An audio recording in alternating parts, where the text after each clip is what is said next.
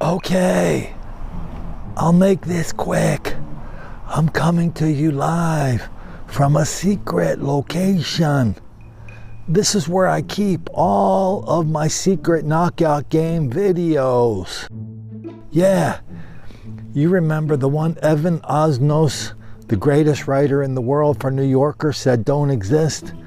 You remember the videos the smartest guy in the world, Professor Mike King, who teaches at some college in New York nobody ever heard of? Well, they got together and said these things don't exist. Well, I probably did too good of a job of hiding them from them. That's why they said I was making this all up. That's why they said I was leading Fox News astray with all my fairy tales of knockout games and black people beating up white people just for the hell of it. Sorry about that, Evan. Sorry about that, Mike. My bad, dudes. But I am ready to release one of my knockout game videos now from my vault. Here it is.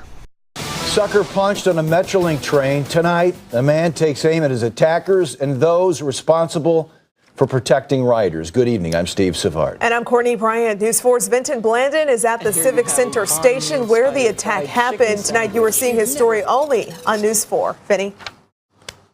Courtney and Steve, the man was knocked down on a train near the Scott Trade Center, but he was not knocked out. Tonight, Mark Morris is calling out Metrolink and his attacker.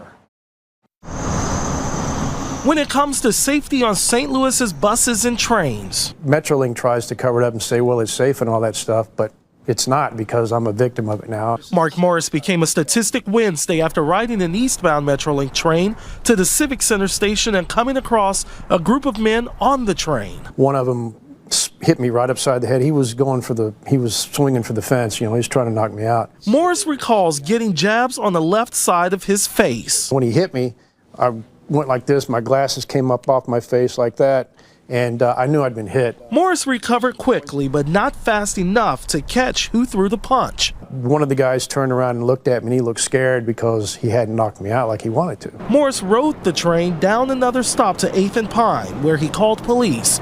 He gave a report and remembers one officer telling him. He said that, he said we just can't be on every train, and I felt like they're hardly on any train. It's not the message Morris wanted to hear, so he has two for his attackers. First one, you hit like a girl, whoever you are.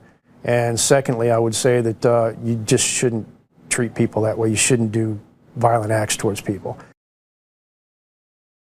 I did talk with Metrolink tonight. They told me they are investigating Mark Morris's claims. I also called St. Louis police to ask about pictures and video of the attackers. I've not heard back. Reporting live in downtown St. Louis, Vincent Blandon, News 4. Well, Evan, how'd you like that knockout game? Professor Mike King, how'd you like that knockout game? Black people just going around beating up old white dudes for the hell of it. Yeah. It's been a lot of those, Most people just ignore them. They just pretend they don't exist. But you took it to a next level, Evan Osnos and Mike King. You didn't ignore them. You said, I made them up. Thousands of them. Hell, they got one guy in St. Louis who said he did 300 of them. All by himself. I later on got an email from the equivalent of the district attorney in St. Louis saying, well, Colin, he didn't do 300. He just did a fraction of them. So maybe he only did 150 of them. I only hope someday it is not among that 152 Evan Osnos and Mike King, no matter how much they deserve it for being in such denial, deceit, and delusion, for being so eager to do everything to direct their journalistic and academic career to one goal only: never making the black kids angry.